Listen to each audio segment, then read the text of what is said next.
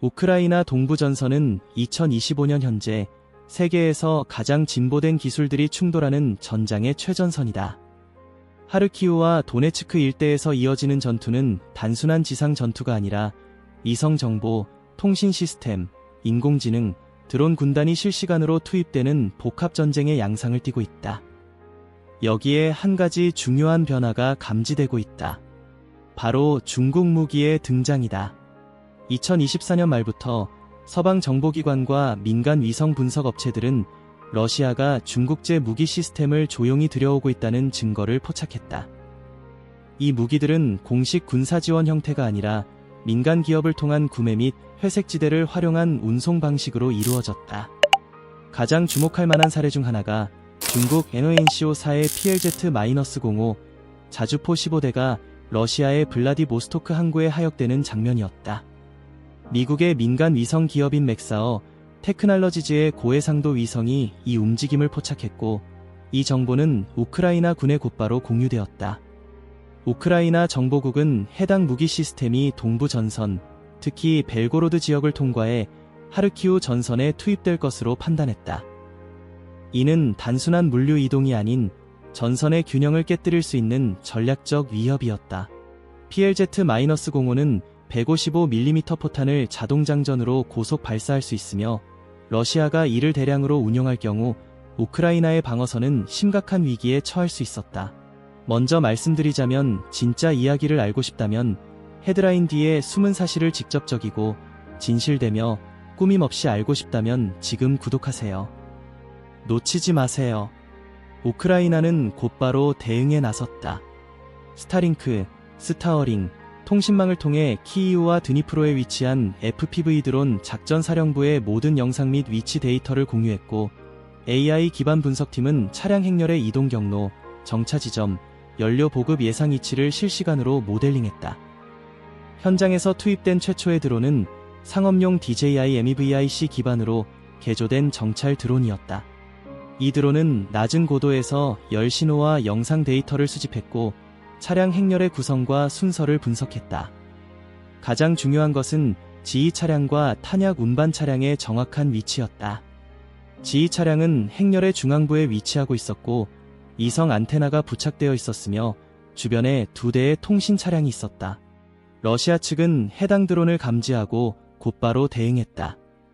토어 M2 단거리 방공 미사일 시스템이 작동했고, 발사된 9큐비미터 38 미사일이 1.5km 떨어진 드론을 요격했다.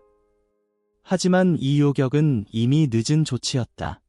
드론은 요격 직전 최종 영상과 좌표 데이터를 스타링크를 통해 전송하는 데 성공했다. 이는 사실상 자폭 임무였으며 전체 작전의 신호탄이었다.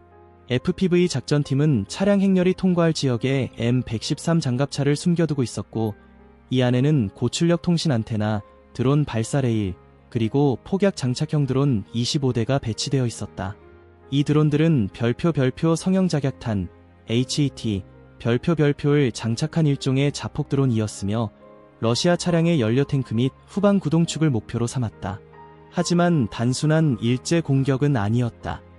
이 드론들은 팬텀스웜이라는 비정형 알고리즘을 기반으로 프로그램되어 있었다. 즉, 셋대가 날아다니듯 불규칙하게 서로 간에 명확한 편대를 이루지 않고 고도와 방향을 무작위로 바꾸며 이동했다. 이런 움직임은 기존의 방공 레이더에 매우 혼란을 주며, 실제로 다수의 러시아 레이더가 이 신호를 기상 이상 현상 또는 잡음으로 필터링해 무시했다. 일부 드론은 레이더 범위를 완전히 우회하며 차량 행렬 상공에 도달했고, 첫 번째 공격파가 배치됐다. 하지만 러시아 역시 가만히 있지 않았다. 이례적인 전파 패턴을 감지한 5월한 -10 감시 드론이 상공으로 출격했다. 이 드론은 전자전 대응 시스템을 갖춘 복합 UAV로 정찰과 동시에 통신 방해를 가할 수 있다. 5월한 -10의 오퍼레이터는 드론들의 움직임에서 별표, 비정상적 목적성 별표를 감지했고, 지상부대인 스페치나츠에게 경고를 보냈다. 러시아 측은 LPD-801 마이크로파 무기를 배치했고, 고주파 에너지를 발사해 3대의 우크라이나 드론을 공중에서 무력화시키는 데 성공했다. 우크라이나 측은 즉시 대응했다. M113 내부에서 에코 제밍 장비를 작동시킨 것이다. 이는 러시아에 들어온 통신 주파수를 수신하여 0.5초 지연된 거울 신호를 역방향으로 송신하는 전자전 기술이다. 그 결과 5월한 -10은 자가 혼선에 빠졌고 화면상에 가짜 목표가 중첩되며 판단력이 떨어졌다. 이 틈을 이용해 우크라이나 측은 쉬치블레이드 600 드론을 투입했다. 미군이 개발한 이 드론은 일종의 별표 로밍 미사일 별표로 고고도에서 목표를 탐색해 열신호 기반으로 타격한다. 쉬치블레이드는 5월한 -10의 엔진을 정확히 타격해 격추시켰고 러시아군은 공중 정찰 능력을 상실하게 됐다. 지휘 차량은 여전히 이동 중이었으나 공중 방어 및 통신이 약화된 상태에서 그들은 보이지 않는 포위망 안에 갇히고 있었다. 우크라이나 드론 오퍼레이터들은 마지막 조율을 끝냈다. 전자전, 기만, 기습적 정찰을 통해 목표는 고립되었고 다음 단계는 단 하나였다. 완전한 섬멸 공격. 벨고로드 숲의 정막을 깨고 FPV 드론 22기가 일제히 출격했다. 각각은 성형작약탄 HET를 장착하고 있었고 목표는 러시아 중국 무기 협력의 상징인 PLZ-05 자주포가 포함된 차량 행렬이었다. 우크라이나 드론 운용자들은 사전에 프로그램된 비정형 경로를 통해 드론들이 방공망을 우회하며 침투하도록 설계했다. 드론은 집단 비행이 아닌 서로 다른 속도와 고도로 랜덤하게 움직였다. 드론은 낮은 고도를 유지한 채 수풀을 스치듯 전진했다. 열신호를 감지하는 적외선 센서를 장착한 드론은 트럭의 연료 탱크와 얇은 하부 구조를 우선적으로 목표로 설정했다. 이는 직접적인 폭발뿐만 아니라 후속 차량까지 영향을 주는 2차 피해를 유도하기 위한 계산된 선택이었다. 러시아군은 곧바로 대응에 나섰다. 지휘 차량에서 긴급 경보가 발령되었고 모든 차량은 즉시 시속 60km 이상으로 가속하며 이동을 재개했다. 이는 차량 행렬이 정지 상태에서 집중 타격당하는 것을 피하기 위한 표준 전술이었다. 동시에 새로운 5월한 -10 정찰 드론 2기가 이륙하여 광역 신호 탐색을 시작했다. 러시아군은 드론의 통신 원점을 삼각 측량을 통해 탐지하려 했지만 우크라이나는 이미 수차례의 작전에서 이를 경험해왔다. 드론 통신은 다중 암호화 및 주파수 하핑 기능이 적용되어 있었으며 송신기는 일정 간격으로 변경되거나 이장된 위치에서 재송신되었다. 지상에서는 또 다른 긴박한 움직임이 시작되었다. 러시아군의 대전차 미사일 운용팀은 코어니트 시스템을 배치하고 드론 조종센터로 추정되는 방향에 미사일 발사를 준비하고 있었다. 코어니트는 적외선 유도 방식을 사용하므로 고열을 방출하는 M113 장갑차는 이상적인 표적이었다. 하지만 우크라이나는 이에 대비해 열신호 교란 장치를 이미 차량에 부착해 두었다.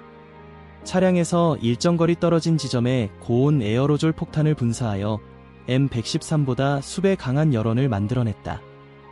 실제로 코어니트 미사일은 M113을 지나쳐 허공에 떠있는 열구름으로 유도되었고 공중에서 무력하게 폭발했다.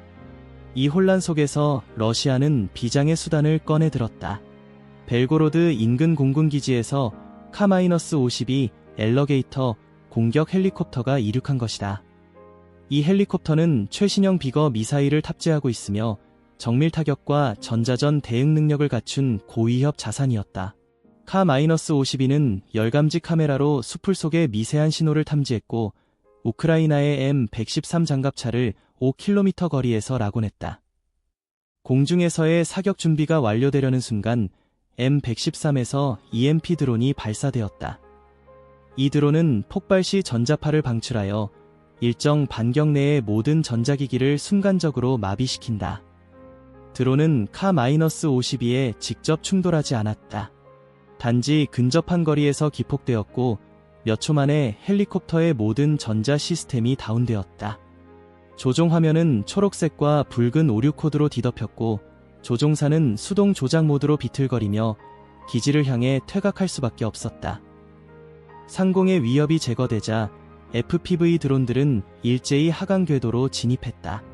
각 드론은 차량의 열 신호와 모양, 구조적 약점을 식별하고 공격 좌표를 자동으로 조정했다. 가장 먼저 타격당한 것은 선두 차량의 연료 탱크였다. 폭발은 작은 금속성 파열음으로 시작되었으나 이어지는 디젤 연료의 점화로 인해 거대한 화염이 솟구쳤다. 폭발의 열기와 파편은 인접한 차량으로 확산되었고 그중 하나는 대구경 포탄을 수송 중이었기에 2차 폭발을 일으켰다. PLZ-05 자주포는 설계상 전면 장갑이 강하지만 측면과 후면은 상대적으로 취약하다. 드론들은 이를 정확히 타격했고 포탑 내부에서 일어난 폭발은 탄약고의 연쇄 반응을 일으켰다. 불과 3분, 15대의 자주포, 20대의 보급 차량, 약 40명의 병력이 전멸했다. 이 공격의 정확성은 군사교리의 변화를 상징했다. 거대한 전차와 방어망이 아니라 가방 하나 크기의 자폭 드론이 현대전의 핵심이 된 것이다. 몇 시간 후 맥사어의 위성은 벨고로드 상공을 통과하며 공격 결과를 촬영했다. 위성 영상에는 깊게 패인 폭발 흔적과 검게 그을린 차량 잔해가 선명하게 나타났다. 직경 10m 이상의 화구가 여러 개 관측되었고 모든 증거는 정밀 타격이었음을 입증하고 있었다. 군사적 결과는 즉각적이었다. 벨고로드 하르키우 보급선이 완전히 마비되었고 러시아군의 통신망도 큰 혼란에 빠졌다. 이는 하르키우 지역에서의 포병 화력에 직접적인 영향을 주었고 우크라이나군은 방어를 넘어 일부 지역에서 반격을 개시할 수 있었다. 심리적 충격은 더 컸다. 모스크바군 수뇌부는 중국산 첨단 무기가 실전에 도달하기도 전에 격파되었다는 사실에 당혹감을 감추지 못했다. PLZ-05는 중국이 자랑하는 차세대 자주포였고 러시아군은 이 무기를 통해 전세를 바꾸려 했다. 그러나 단 3분 만에 그 모든 계획은 파괴되었다. 전문가들은 이 사건을 두고 전쟁의 세대 교체라고 분석한다. 고가의 무기 체계가 아니라 정보력, 속도, 그리고 작은 기술의 결합이 전장의 승패를 가른다는 것이다. 우크라이나는 세계 최강국을 상대로 전통적 방식이 아닌 비대칭 전력을 통해 전략적 승리를 만들어냈다. 전쟁의 패러다임이 바뀌고 있다. 드론 한 대가 발사될 때마다 한 시대가 저물고 새로운 시대가 열린다. 이와 같은 이야기들을 더 보고 싶으시다면 명확하고 검증되며 왜곡 없는 이야기들 지금 구독하고 누구보다 한 발 앞서 나가세요.